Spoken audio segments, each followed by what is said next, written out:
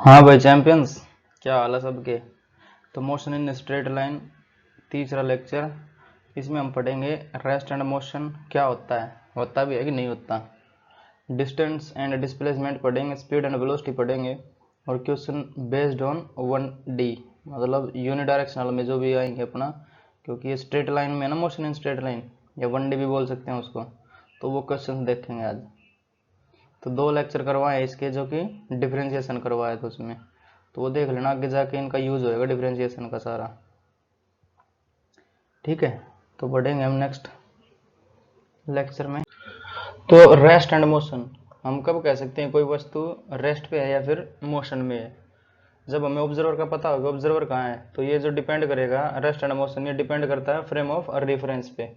ठीक है, तो rest and motion depends upon frame of reference, frame of reference. ठीक है, फ्रेम ऑफ रेफरेंस पे डिपेंड करेगा। जैसे हम मान ले कोई बुक रखी है किसी टेबल पे एक रूम में, तो ये टेबल, ठीक है, इस पे एक बुक रखी है ये, और मान लेते हैं ऑब्जर्वर इसी रूम में है, और observer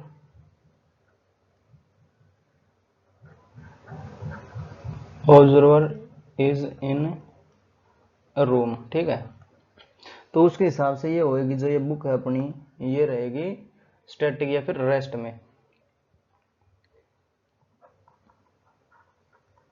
according to the observer the book is at rest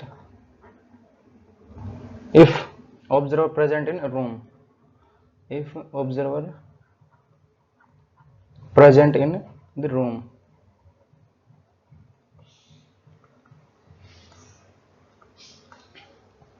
ठीक है, अगर इस ऑब्जर्वर का फ्रेम ऑफ रेफरेंस चेंज कर देना, जैसे इसको हम चंद्रमा पे भेज दें, तो ये हमें जो जो अपोलो मिशन है उससे पता चला था, जैसे धरती भी हमारी पोजीशन चेंज करती रहती है। ठीक है, अगर ऑब्जर्वर को हम चंद्रमा पे भेज रहे हैं अभी, ठीक है, तो ये अपना observer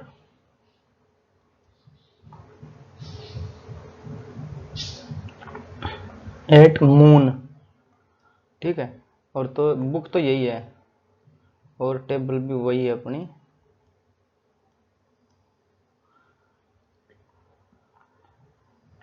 according to the observer,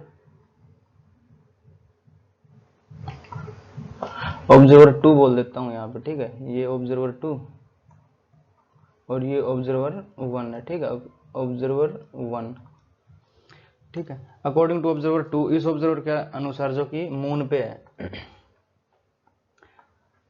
book is in motion.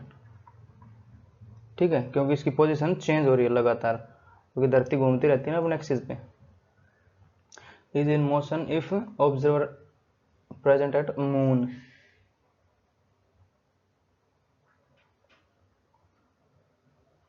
Present at moon. ठीक है, अगर मून पे है ऑब्जर्वर तो ये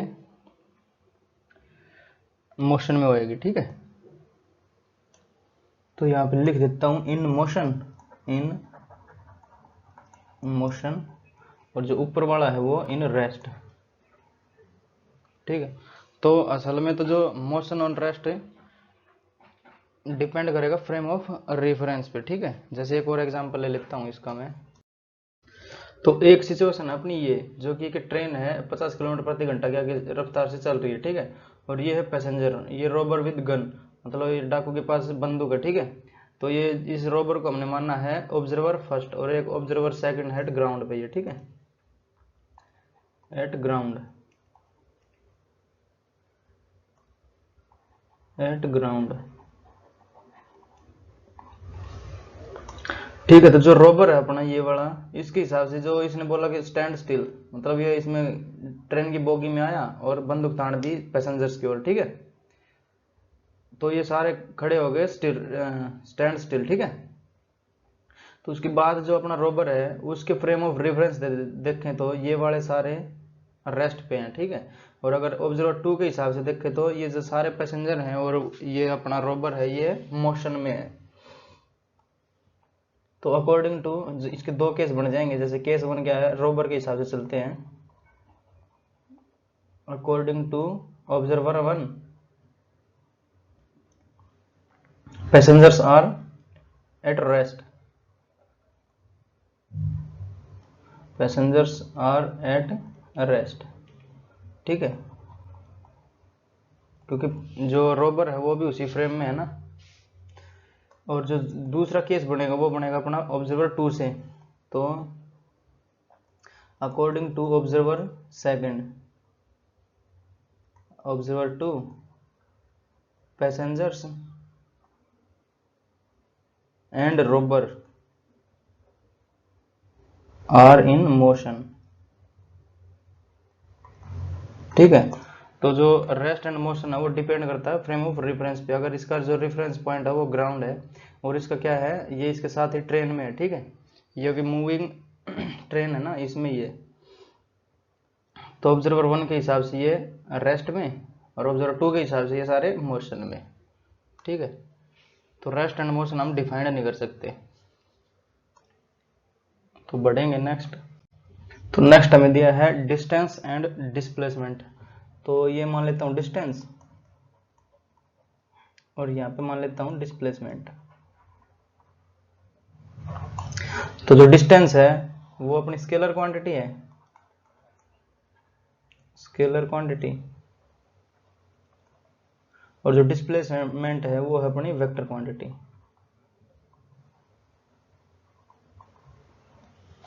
ठीक है, स्केलर और वेक्टर। तो इसमें मैग्नीट्यूड और डायरेक्शन दोनों होएगा डिस्प्लेसमेंट में, और इसमें क्या होगा, मैग्नीट्यूड ओनली।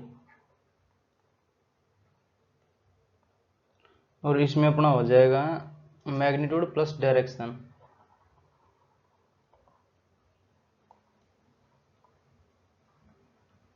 तो ये दूसरा पॉइंट लिखने की जरूरत नहीं थी। यहाँ पे जो स्केलर क्वांटिटी होती है वो मैग्नीट्यूड आता है, जो वेक्टर बोलेंगे तो उसमें डायरेक्शन भी ऐड हो जाती है, ठीक है, मैग्नीट्यूड के साथ,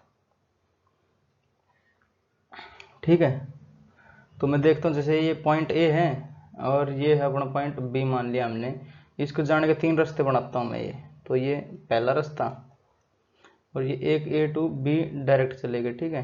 तो ये दूसरा रास्ता और एक जा रहे हैं हम कुछ ऐसे करके, ठीक है। और ये हो गया अपना तीसरा रास्ता। तो जो फर्स्ट रास्ता है वो तो होगा डिस्टेंस, ठीक है। जो दूसरा है वो होगा अपना डिस्प्लेसमेंट। जो तीसरा रास्ता होगा वो भी होगा अपना डिस्टेंस। अगर अपने को ये दूसरा रास्ता ही दिया हो केवल, तो ये डिस्प्लेसमेंट और डिस्टेंस दोनों यही हो जाएगा, ठीक है, क्योंकि शॉर्टेस्ट डिस्टेंस है ना ये from point A to point B, ठीक है। अगर मेरे को ये ए और बी ये डायरेक्ट दिया है, ए और बी, तो ये डिस्प्लेसमेंट हो जाएगा और यही डिस्टेंस हो जाएगा, डिस्टेंस ओब्लिक डिस्प्लेसमेंट, ठीक है। तो इससे क्या रिजल्ट आता है अपने पास, जैसे ये डिस्टेंस है ये वाला और ये डिस्प्लेसमेंट है, तो डिस्टेंस बड़ा हो सकता है इससे डिस्प्लेसमेंट से। तो डिस्टेंस ग्रेटर देन डिस्प्लेसमेंट, और उसके बराबर भी हो सकता है। ये जो अगर एक ही दिया हुआ हमें तो ये वाला हो जाएगा अपना ग्रेटर देन और इक्वल टू डिस्प्लेसमेंट। तो डिस्टेंस है वो है बड़ा या फिर बराबर डिस्प्लेसमेंट के, ठीक है। रिजल्ट 1।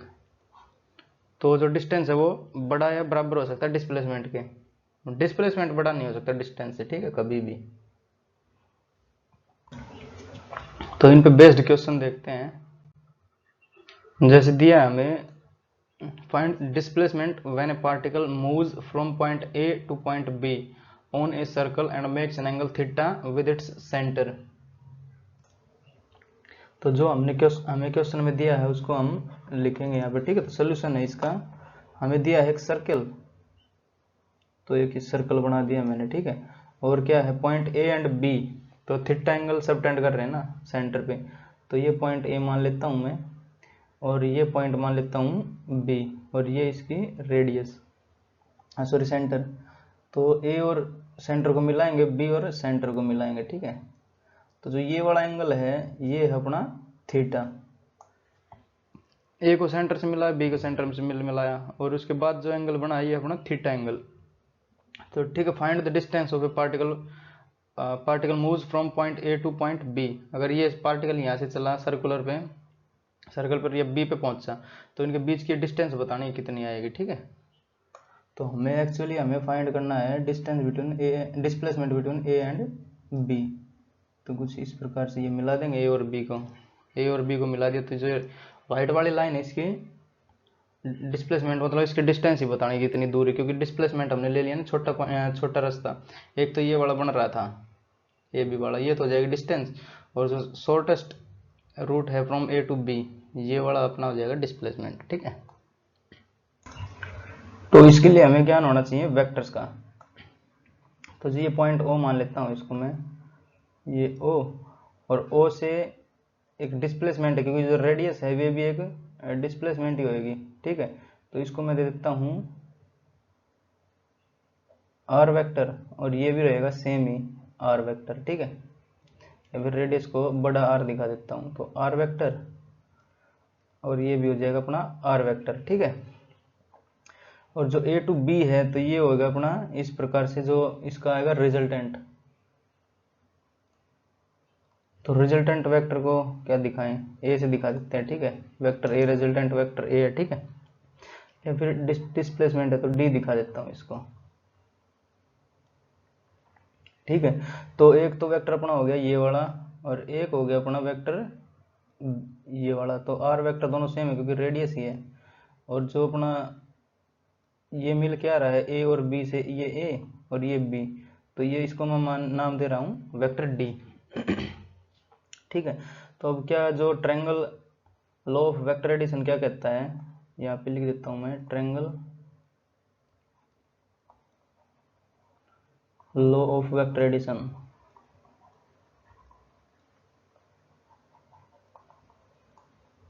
अगर पहले के हेड से दूसरे की टेल जुड़ी है तो रिजल्टेंट कैसे आएगा, रिजल्टेंट आएगा पहले की टेल से लास्ट वाले को हेड को जोड़ के। ठीक है, तो इसमें कैसे आ जाएगा, जैसे ये वाला है तो ये पहला मान लेते हैं इसको, तो फर्स्ट ये पहला माना मैंने अगर, तो ये वाला पहले के हेड से दूसरे का टेल जुड़ा होगा, तो ये वाला दूसरे का टेल जुड़ गया यहाँ पे, और तो रिजल्टेंट हो जाएगा ये वाला अपना। ठीक है, रिजल्टेंट यानी पहले की टेल से दूसरे का हेड जोड़ेंगे, तो ये पहले की टेल से दूसरे का हेड जुड़ा हुआ है यहाँ पे, तो ये रिजल्टेंट बोला जाएगा, जो triangle law of vector addition बोलता है। ठीक है, और ये करवाया हुआ है, जाके देख लेना लेक्चर। ये वेक्टर हैं अलग अलग होंगे क्योंकि इनकी डायरेक्शन अलग है ना, तो ये इसको मैं अलग नाम देता हूँ, 1 दे देता हूँ और इसको 2 दे देता हूँ, 1 दे देता हूँ और 2 दे देता हूँ। ठीक है, नंबर, क्योंकि इनकी डायरेक्शन अलग है ना, एक जैसे इसी डायरेक्शन में होते तो दोनों सेम होते। इसका मैग्नीट्यूड सेम है बट डायरेक्शन अपोजिट है, अलग है। तो यूज करेंगे हम triangle law of vector addition का, तो वेक्टर r1 और प्लस वेक्टर d बराबर हो जाएगा वेक्टर r2। ठीक है, तो जो d वेक्टर है वो क्या हो जाएगा, वेक्टर r2 और माइनस वेक्टर r1। ठीक है, जो ये r1 है इसको मैं इधर लेके आ गया। तो पहला लॉ ऑफ वेक्टर एडिशन क्या कहता है, जो रिजल्टेंट आएगा अपना d आएगा वो under the root A square plus B square और माइनस का 2ab cos थीटा। अगर d की जगह में रिजल्टेंट लिख दूँ तो ये बनता है अपना पहला law law of vector addition से। ठीक है, ये भी करवाया हुआ है। जो थीटा है अपना ये वाला थीटा, ये है angle between A and B, यहाँ ए एंड बी क्या है, यहाँ पे r2 है और r1 है। ठीक है, और रिजल्टेंट है वो अपना d है, तो ये वाला फॉर्मूला यूज करेंगे यहाँ पे। तो d इक्वल टू हो जाएगा under the root A square यानी r2 का स्क्वायर प्लस r1 का स्क्वायर और माइनस 2 r1 r2 और कोस थीटा, क्योंकि थीटा एंगल क्या है, एंगल थीटा है इनके बीच में, तो इसलिए थीटा लिख दिया ये। और जो मैग्नीट्यूड आता है ये, तो ये मैग्नीट्यूड तो मैग्नीट्यूड तो इनका सेम है r। ठीक है, तो फर्दर इसको d को क्या लिख सकते हैं, d इक्वल टू हो जाएगा under the root r square plus r square और माइनस का 2r स्क्वायर और कोस थीटा। ठीक है, तो ये वाला भी 2r स्क्वायर, ये भी 2r स्क्वायर, तो 2r स्क्वायर कॉमन आएगा इसमें से, ये लिख देता हूँ यहीं पे, अगले वाले ये वाला यहाँ पे लिख रहा हूँ, ठीक है। तो d इक्वल टू आ जाएगा under the root 2r² common और 1 माइनस कोस थीटा, ठीक है। तो 1 माइनस कोस थीटा क्या होता है, 2 साइन स्क्वायर थीटा बाई 2 होता है, ठीक है। तो इसको हम चेंज करेंगे नेक्स्ट स्लाइड में। जो d था अपना,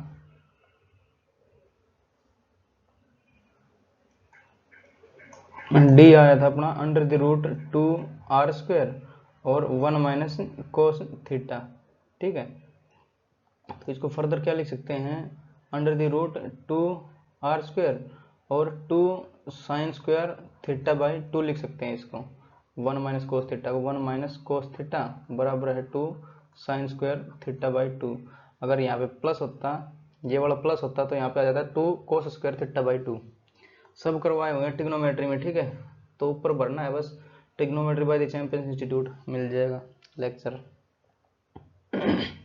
तो ये d इक्वल टू हो गया अपना अंडर द रूट 2 और 2 4 हो गया, तो ये 4r² और साइन स्क्वायर थीटा बाई 2, ठीक है। स्क्वायर से स्क्वायर रूट हटा देंगे इसका, तो d आएगा अपना, वो आएगा 2r और साइन थीटा बाई 2, ठीक है। तो इसका एग्जाम्पल देख लेते हैं एक। तो ये है मेन रिजल्ट, ठीक है। जो डिस्प्लेसमेंट है वो आएगी अपनी ये वाली, ठीक है, रिमेंबर या फिर लर्न,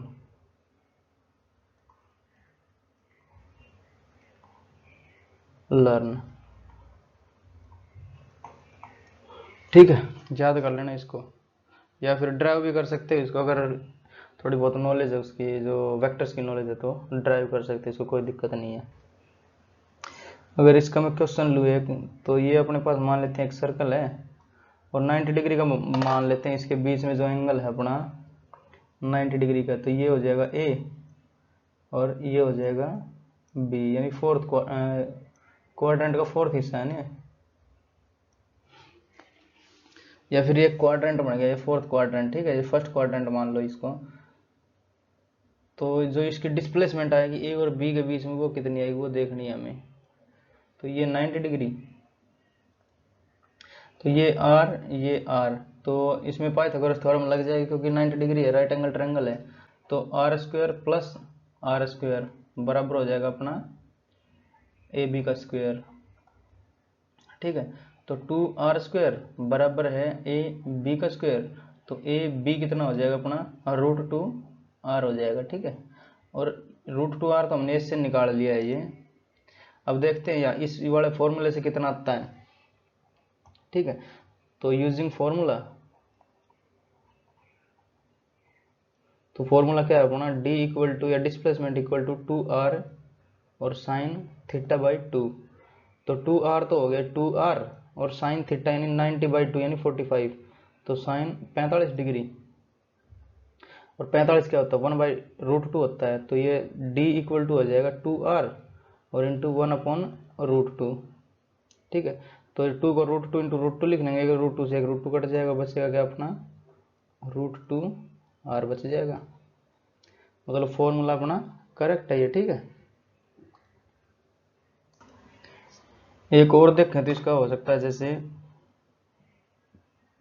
ये एक सर्कल है अपना, ए और बी अपोजिट में मान लेते हैं। इसका जो डायमीटर आ जाएगा ये ए पॉइंट और ये बी पॉइंट, तो ये जो डिस्प्लेसमेंट बनेगी इनकी ये 2r हो जाएगी, क्योंकि r सेंटर ओ से ए तक r और सेंटर ओ से बी तक r, तो ये भी r और ये भी r, तो 2r बनती है ना ये वाली। तो और ये एंगल बना रहा है इनका 180, ठीक है। तो इस फॉर्मूला से देखें तो 2r साइन 180/2 यानी 90, तो साइन 91 होता है, तो d कितना आ जाएगा 2r ही हो जाएगा अपना, ठीक है। केस 2, तो फॉर्मूला अपना करेक्ट है ये। बढ़ेंगे नेक्स्ट हमें दिया है find displacement from point A to point b in a cube having side a. तो ये साइड इसकी ए दी है, ये अगर पॉइंट ए है और ये बी है तो ये हमें ए और बी ये वाला बताना है, और जिसकी साइड दी है ये ए, ठीक है। तो इसमें हम यूज करेंगे अपना वेक्टर वाला फॉर्म, वेक्टर एनालॉजी यूज करेंगे, ठीक है। तो सॉल्यूशन है, तो इसको वेक्टर फॉर्म में कैसे लिख सकते हैं, जो ए बी को है, जैसे एक्स में ए है, वाई में ए है और जेड में अंदर की तरफ है ए, ठीक है। तो जो अपना वेक्टर आएगा वेक्टर ए बी, वो कैसे लिखा जाएगा, ए इन आई कैप प्लस ए इन जे कैप और माइनस ए इन के कैप। क्यों, जैसे ए साइड है, साइड तो ए ही रहेगी इसकी, ठीक है। तो ये ए इन आई कैप, ये एक्स डायरेक्शन, ये ऊपर वाली वाई डायरेक्शन, जेड अंदर गया ना तो अंदर वाली नेगेटिव होती है। तो ए इन आई, ए इन जे और ए इन के कैप, ठीक है। तो अब इसका मोड निकाल देंगे, तो ए बी का मोड बराबर हो जाएगा under the root A square plus A square और प्लस माइनस का ए स्क्वायर, ठीक है। तो ए बी लेंथ है ना ए बी, तो ये डिस्प्लेसमेंट ही आएगी, तो under the root 3a square हो जाएगा, ये 3a स्क्वायर, और दिस इंप्लाइज ए बी बराबर हो जाएगा अपना √3 और a, ठीक है। तो ये इसके लिए जो अपना है क्यूब के लिए ये वाला याद रख लेना, ये वाला रिजल्ट, ठीक है। तो ये है √3a,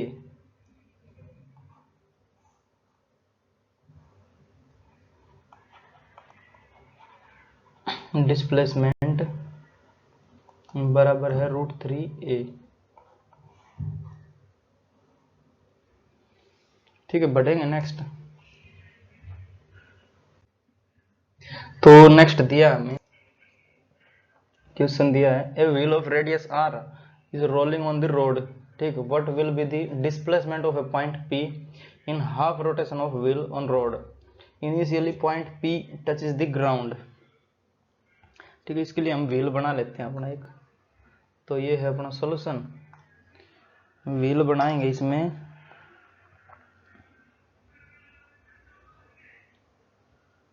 ठीक है। ये है अपना, और पॉइंट P है, इनिशियली पॉइंट P है वो ग्राउंड को टच कर रहा है, तो ये ग्राउंड मान लेता हूँ और ये पॉइंट P मान लेता हूँ, ठीक है। और हाफ रोटेशन चाहिए हमें, तो हाफ रोटेशन में ये जो पॉइंट P है वो घूमता घूमता घूमता घूमता यहाँ पे आ जाएगा, जैसे ये चला आगे और ये बना एक और सर्कल, यहाँ पे एक और सर्कल बना लेते हैं,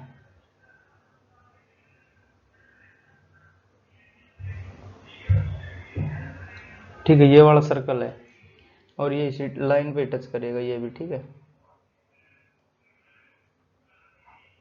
रोड है ये, रोड। तो अब पॉइंट P पहुंच जाएगा यहाँ पे, जो पॉइंट P है ये वाला पहुंच जाएगा यहाँ पे, ठीक है। और जो अब हमें बताना है P डैश मान लेते हैं इसको, ये पॉइंट P है तो ऊपर जाने के बाद P डैश हो गया, तो P डैश बताना हमें, P डैश बराबर है क्या, तो P डैश को मिलाऊंगा अगर तो ये बन के आएगा अपने पास, और जो ये वाली हो जाएगी ये इसकी हो जाएगी 2r, और जो हाफ रोटेशन है तो ये वाले जो P और ये मान लूँ मैं O मान लूँ इसको, तो P O डिस्टेंस कितनी हो जाएगी, P O डिस्टेंस हो जाएगी पाई r के बराबर। कैसे हो जाएगी, जैसे एक रोटेशन में 2 पाई r, आधे में पाई r, तो distance covered in full rotation तो बराबर हो जाएगा वो 2 पाई r के, और डिस्टेंस कवर्ड इन हाफ रोटेशन ये बराबर हो जाएगा पाई r के। तो ये जो डिस्टेंस है ये अपनी आ जाएगी पाई r और ये हो जाएगा 2r, तो ये 90 डिग्री, इसमें ये P डैश निकाल देंगे, तो ये आ जाएगा अपना पाइथागोरस थ्योरम लगाएंगे यहाँ पे, तो यूजिंग पाइथागोरस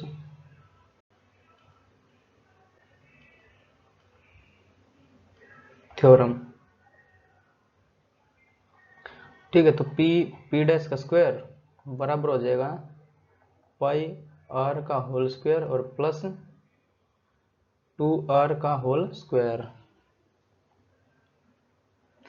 ठीक है। तो ये हो जाएगा अपना पाई स्क्वायर r स्क्वायर और प्लस 4r स्क्वायर, और जो पी डैश बचेगा वो हो जाएगा अंडर द रूट, क्योंकि जो स्क्वायर है तो रूट कर देंगे इसका, आर स्क्वायर कॉमन आ जाएगा इसमें से, तो आर स्क्वायर और pi square plus 4।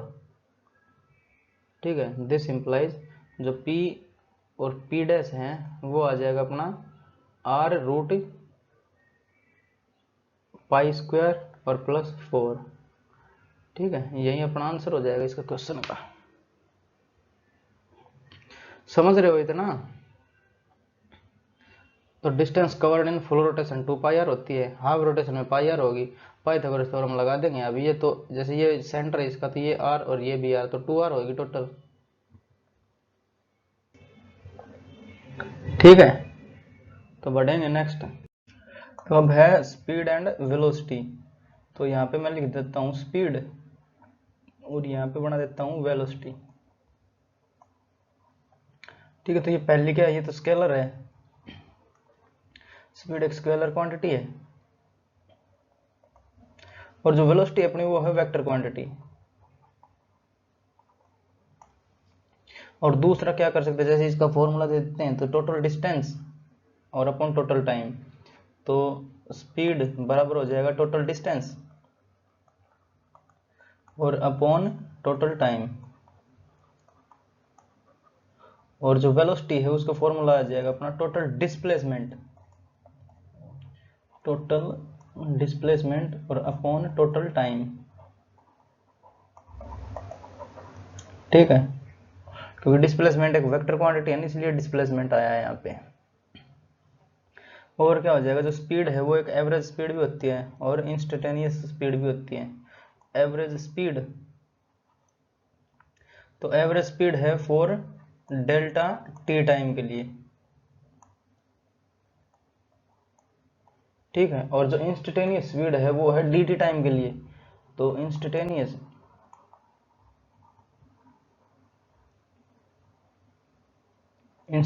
Speed for D T time. तो मतलब जैसे हम चला रहे हैं एक स्पीड पे, कुछ स्पीड में चला रहे हैं इसको, गाड़ी को चला रहे हैं, तो एक इंस्टेंट पे कितनी स्पीड है वो बतानी है हमें कितनी, तो वो कहलाएगी अपनी इंस्टेंटेनियस स्पीड। ठीक है, तो इसमें भी एवरेज वेलोसिटी होती है, एवरेज वेलोसिटी, तो ये भी होगी डेल्टा टी टाइम के लिए, फॉर डेल्टा टी टाइम। ठीक है, और जो इंस्टेंटेनियस वेलोसिटी होगी, इंस्टेंटेनियस वेलोसिटी वो होगी for D T time, for D T time.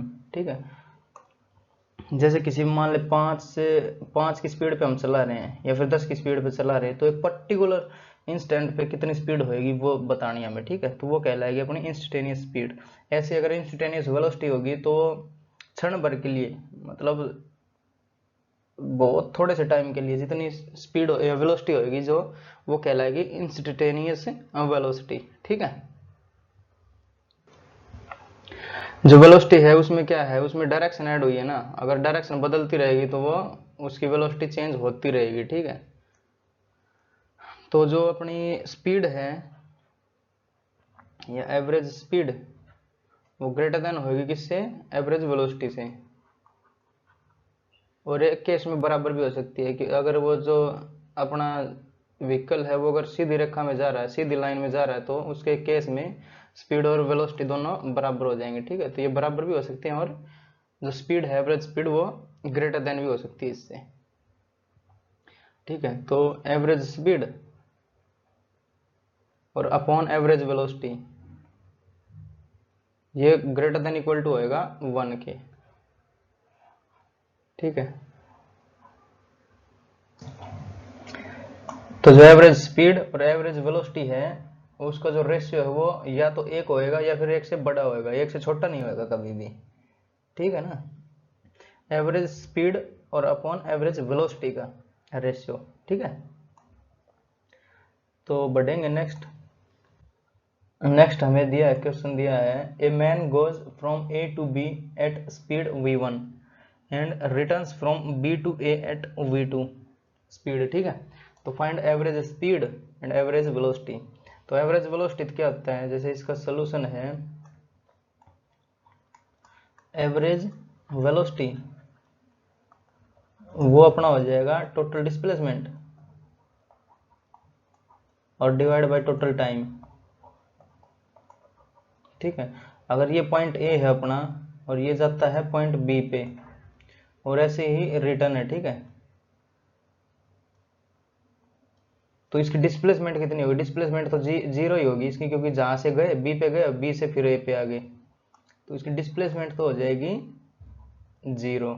तो एवरेज वेलोसिटी हो जाएगी अपनी, एवरेज वेलोसिटी टोटल डिस्प्लेसमेंट माने जीरो और टोटल टाइम यानी जीरो ही हो जाएगी, एवरेज वेलोसिटी हो जाएगी जीरो। ठीक है, एक पार्ट तो हो गया इसका खत्म। अब बताना हमें एवरेज स्पीड कितनी है। तो ये जो लेंथ है ये मान लेते हैं हम, इसको एल मान लेते हैं।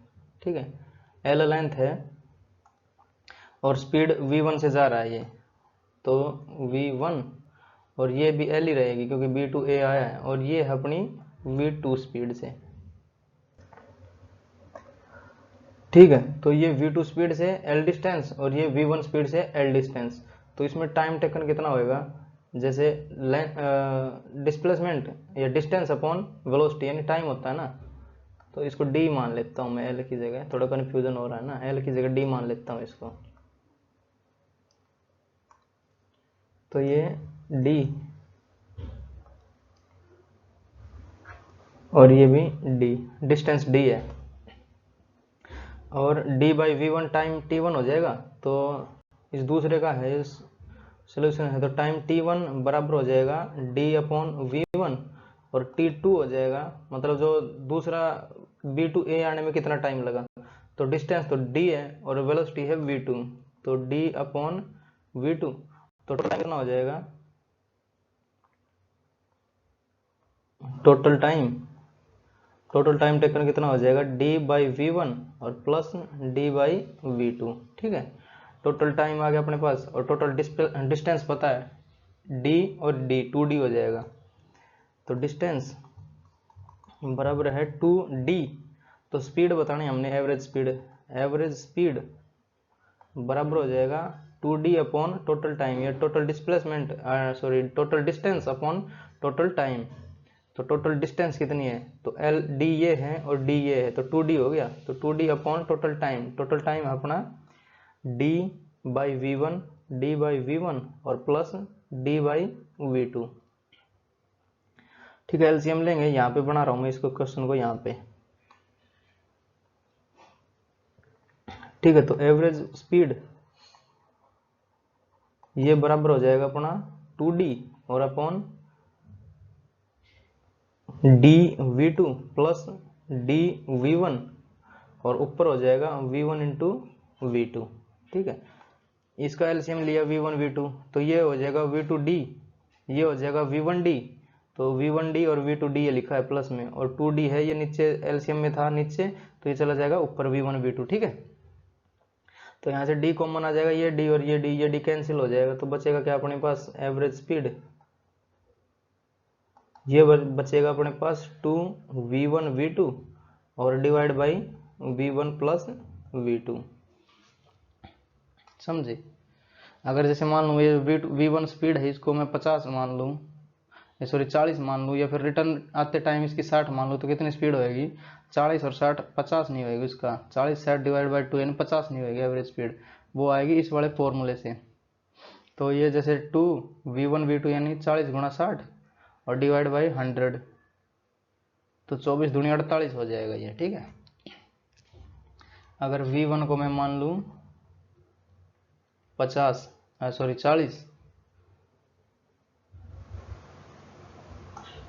v1 40 मान लेते हैं, इसमें क्वेश्चन कर ही लेते हैं, जैसे v1 मान लिया 40 और v2 मान लिया 60, तो एवरेज स्पीड जैसे बहुत सारे लोग करेंगे कि 40 और 60 है 100 डिवाइड बाई 2 कर देंगे, नहीं 50, वो गलत हो जाएगा। तो एवरेज स्पीड का फॉर्मूला ये आया अपना, तो 2 टाइम्स 40 गुणा 60, 4 6 24 दूनी 4800 और डिवाइड बाई 60 और 40 100, तो 4800 की 2 जीरो कट जाएंगे, बचेगा कितना? 48 आ जाएगा फिर। ठीक है, तो 48 अपना करेक्ट ऑप्शन हो जाएगा उसका। जो ऑप्शन आते हैं उसमें 50 भी दिया रहेगा, 40 भी दिया रहेगा, 48 भी दिया रहेगा, तो ज़्यादातर बच्चे क्या करते हैं यहाँ पे इनमें जोड़ के 2 से डिवाइड कर देते हैं, वो गलत हो जाएगा अपना। ठीक है, तो याद रखना है ये बात। बढ़ेंगे नेक्स्ट। नेक्स्ट दिया है a woman covers 3 equal distances with speed v1 v2 and v3 find average speed. ठीक है, जैसे ये पॉइंट ए है और इसी ये पॉइंट बी है, तो ए और बी, तो 3 इक्वल डिस्टेंसेस, तो ये वाली डी मान लेते हैं इसको डी डी, तो ये डी और ये डी। ठीक है, और ये जो पहले वाली है वो v1 से और ये v2 से और ये v3 से। ठीक है, तो हमें बताना है एवरेज स्पीड कितनी है। तो पहले तो टाइम पता करना पड़ेगा, जैसे ये वाला टाइम कितना, ये वाला टाइम कितना, ये वाला टाइम कितना, तो उसके बाद पहले टाइम देख लेते हैं। टोटल टाइम टेकन वो कितना हो जाएगा, d बाई v1 और plus d by v2 plus d by v3। क्योंकि ये d क्यों लिया हमने, क्योंकि जो क्वेश्चन में दिया है ना 3 इक्वल डिस्टेंसेस, इसलिए d लिया है, d और d। ठीक है, तो टाइम कितना हो जाएगा, टोटल टाइम वो अपना हो जाएगा, t हो जाएगा अपना d बाई v1 या फिर v1 v2 और v3, एलसीएम ले देते हैं इसका पहले। तो इसका आ जाएगा एलसीएम v1 v2 और v3। ठीक है, और जो d v2 v3 और v3 plus d v1 v3 plus d v1 और v2। ठीक है, ये बनेगा टोटल टाइम अपना। टोटल टाइम में d तो कॉमन ही आ जाएगा ये। तो अब देखना हमें टोटल एवरेज स्पीड बतानी है ना, तो एवरेज स्पीड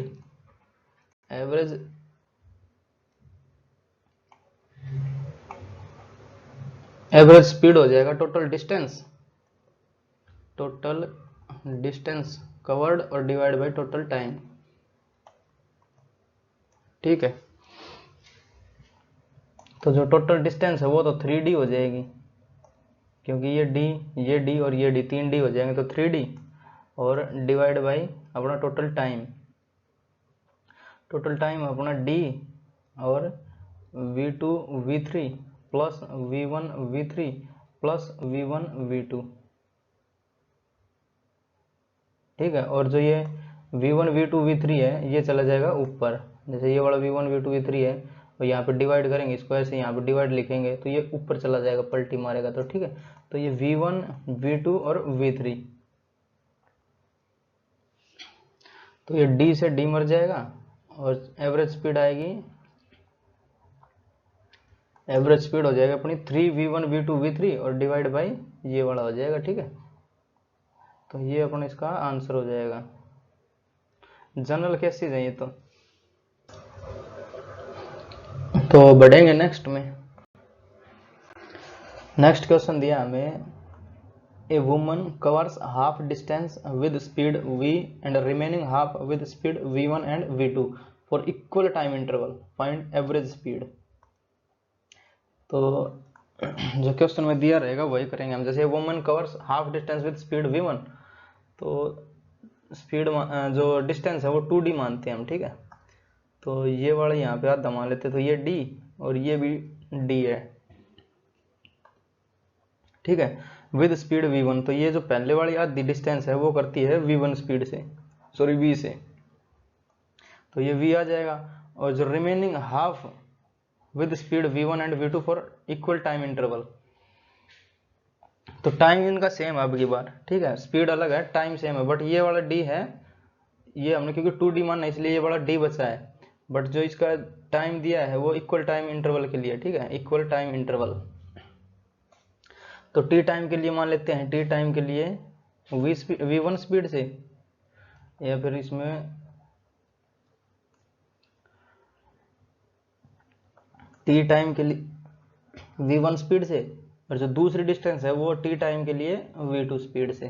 ठीक है, यहाँ इन दोनों से जो डिस्टेंस आएगी वो d के बराबर है, समझे। अब जैसे इनसे ही मैं निकालूँ अगर, तो v1 t और v2 t दोनों जुड़ जाएंगे तो ये d के बराबर आएगा।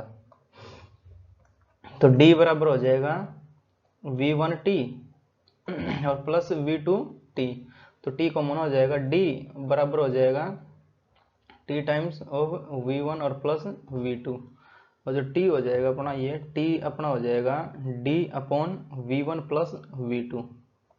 ठीक है, तो जो लास्ट वाला आधी डिस्टेंस है ये वाली, ये कितने टाइम में करी, ये टाइम में करी d upon v1 plus v2 में। ठीक है, और इसके लिए टाइम कितना हो जाएगा, d बाई v, तो ये t1 मान लेते हैं इसको, तो t1 कितना हो जाएगा d बाई v में d डिस्टेंस है, v स्पीड है, तो टोटल टाइम कितना हो जाएगा, टोटल टाइम हो जाएगा अपना t1 और प्लस t। ठीक है, t1 कितना है d बाई v और प्लस t कितना, t अपना ये वाला, जैसे t1 तो ये है t1 d बाई v, और t कितना है ये है, तो d by v1 plus v2 आ जाएगा, तो d upon v1 plus v2। ठीक है, ये टोटल टाइम आ जाएगा ये। अब हमें क्या फाइंड करना है, हमें फाइंड करना है अपना एवरेज स्पीड। तो एवरेज स्पीड ये बराबर हो जाएगा टोटल डिस्टेंस, तो टोटल डिस्टेंस कितनी है 2d हो जाएगा, और टोटल टाइम कितना है अपना, टोटल टाइम है ये वाला। ठीक है, तो यहाँ लिख देता हूँ d बाई वी और plus d by v1 plus v2। LCM लेंगे इसका, तो एलसीएम आ जाएगा v1 प्लस v2, यहाँ पे लिख देता हूँ मैं यहाँ पे, तो ये हो जाएगा एलसीएम इसका v और v1 प्लस v2। ठीक है, नेक्स्ट पेज में करता हूँ इसको, थोड़ी जगह कम है ना, आएगा नहीं फिर समझ में नहीं आएगा ये। तो जो एवरेज स्पीड बना था अपना, एवरेज स्पीड वो था 2d और अपॉन d बाई वी और plus d by v1 plus v2। अब यहाँ पे एलसीएम ले देंगे हम, दिस इम्प्लाइज 2d और अपॉन इसका एलसीएम लेंगे अब, तो v और v1 प्लस v2 एलसीएम, और ये आ जाएगा अपना d और v1 प्लस v2 और प्लस dv। ठीक है, अब ये वाला पलटी मार के ऊपर चला जाएगा, तो एवरेज स्पीड हो जाएगा अपना 2d into v1 plus v2 और divide by d into v1 plus v2 और प्लस v। ठीक है, d से ये d मर जाएगा, तो अपना एवरेज स्पीड आ जाएगी, एवरेज स्पीड बराबर हो जाएगा 2v और v1 प्लस v2 और divide by v1 plus v2 plus v। ठीक है, आया समझ में इतना, यही हमारा आंसर हो जाएगा इसका। तो बढ़ेंगे नेक्स्ट हमें दिया है a man covers A distance with speed v1 and v2 for 2 equal time intervals, find average speed. तो इसका सोल्यूशन हो जाएगा, जैसे ये ए पॉइंट और ये पॉइंट ए से जाता है पॉइंट बी पे। ठीक है, तो टाइम इंटरवल सेम दिया है। ठीक है, तो यहाँ पे मान लेते हैं हम t1 ये वाला और t2 लास्ट वाला, तो किसी इंस्टेंट पे हम मान लेते हैं यहाँ पे, तो ये t और इसकी जो डिस्टेंस है वो है v1, स्पीड है वो v1 है, बट टाइम इंटरवल सेम है और ये है v2। ठीक है,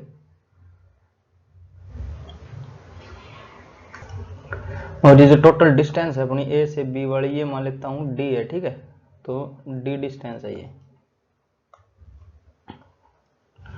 ठीक, अब जो ये पॉइंट सी मान लेते हैं, जो जहाँ पे ये कट करना मान लेते हैं, ये पॉइंट सी है अपना, तो ये पॉइंट सी, तो ए से सी के बीच की दूरी कितनी हो जाएगी v1t, तो डिस्टेंस हो जाएगी ए सी बराबर हो जाएगा v1 और t, और सी बी हो जाएगा अपना v2t।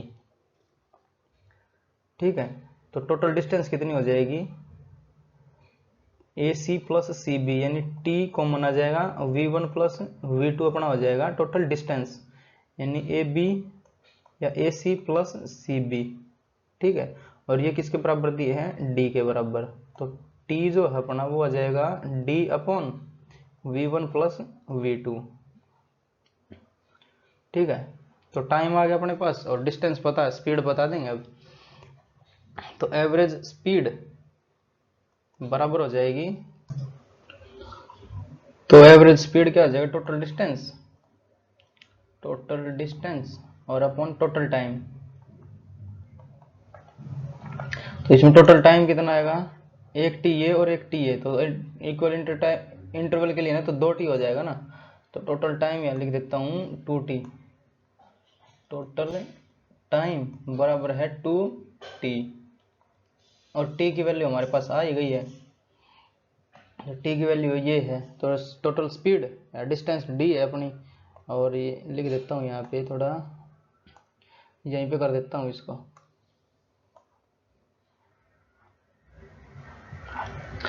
तो एवरेज स्पीड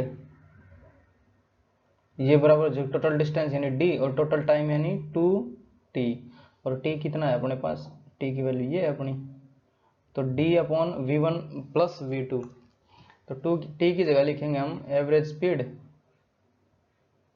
बराबर है D by 2 times of D, और इनटू ये हो जाएगा V1 प्लस V2,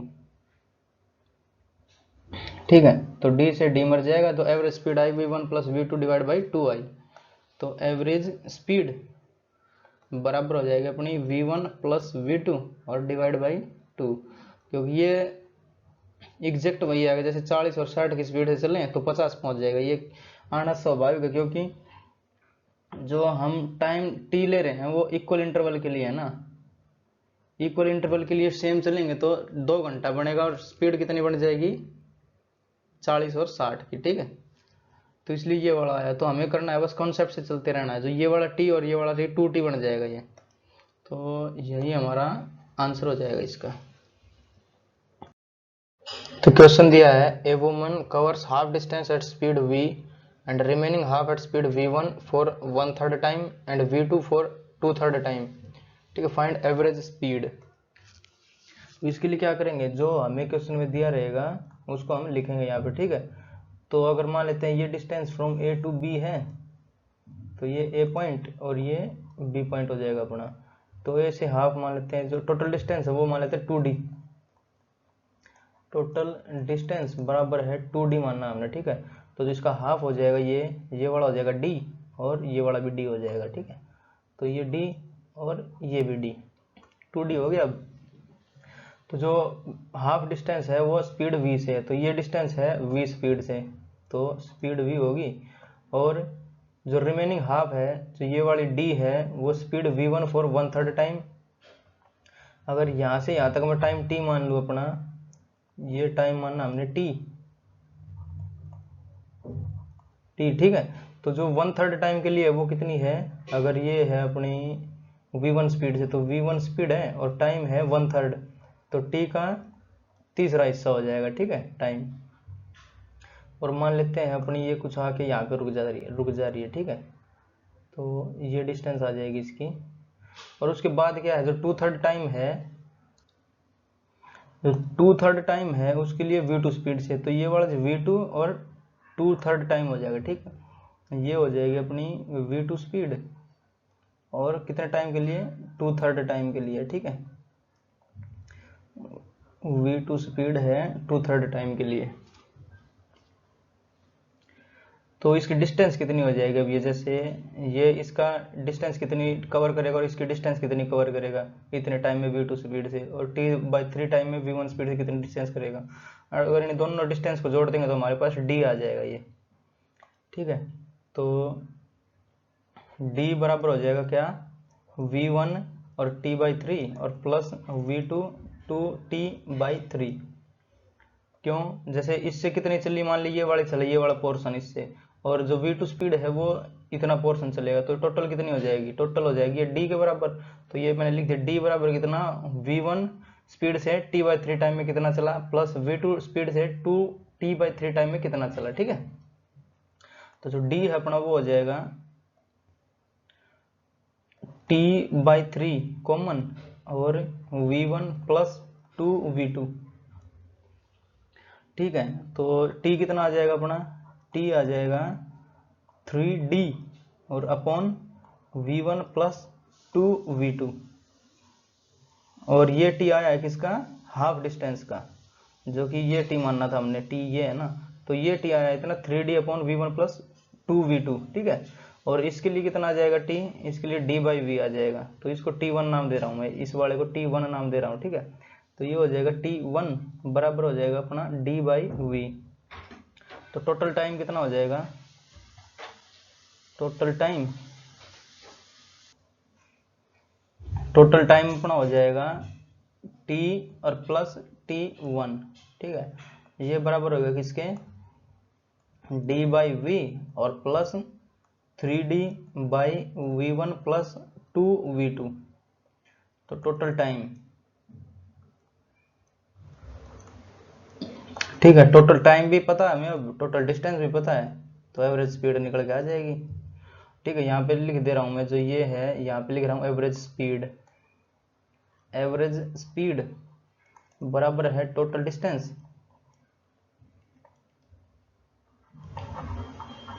और अपॉन टोटल टाइम। ठीक है, तो टोटल डिस्टेंस हमने मानी थी 2d, ये रही अपने पास 2d, तो एवरेज स्पीड बराबर हो जाएगा 2d और अपॉन टोटल टाइम। तो टोटल टाइम ये है, d कॉमन ले देता हूँ और d से d काट देता हूँ यहाँ पे। ठीक है, या फिर नेक्स्ट पेज में करता हूँ इसको, क्योंकि जगह कम है ना यहाँ पे और कंसेप्ट ज़्यादा है, जगह कम है, तो उसके लिए ये वाला याद रखना है, टोटल टाइम क्या है और टोटल डिस्टेंस तो हमने 2d है ही। ठीक है, तो जो अपनी डिस्टेंस थी, टोटल डिस्टेंस,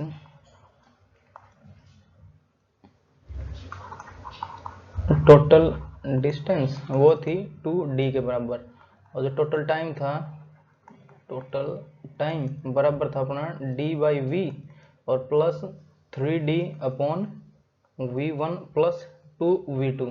ठीक है, ये था टोटल टाइम। अब एवरेज स्पीड निकालनी है तो एवरेज स्पीड बराबर हो जाएगा टोटल डिस्टेंस यानी 2d और अपॉन टोटल टाइम d/v और प्लस 3d/v1 प्लस 2v2। ठीक है, इसका एलसीएम लेंगे इस वाले का, या d से d काट देते हैं इसमें। ठीक है, तो दिस इंप्लाइज 2 बचेगा ऊपर और d से d काट दिया मैंने पहले। ठीक है, तो v1 और प्लस 2v2 और प्लस 3v, और जो ये एलसीएम आएगा वो चला जाएगा ऊपर, v और v1 प्लस 2v2। ठीक है, तो जो एवरेज स्पीड बनेगी अपनी, वो अपनी हो जाएगी 2v1 प्लस 2v2 और divide by v1 plus 2v2 और प्लस 3v। ठीक है, ये अपना इसका आंसर हो जाएगा। ठीक है, तो रोकते हैं लेक्चर को यहीं पे। जो ये था अपना टोटल डिस्टेंस है अपॉन टोटल टाइम यानी स्पीड के बारे में था। इसके बाद आएगा वेलोसिटी और एक्सेलरेशन। ठीक है, नेक्स्ट वाला चैप्टर करवाएंगे वेलोसिटी एंड एक्सेलरेशन पर, उसमें ग्राफ भी आएगा, ग्राफ भी बताएंगे। तो तब तक के लिए पढ़ाई करते रहें। ऑल दी वेरी बेस्ट, मिलेंगे नेक्स्ट वीडियो में।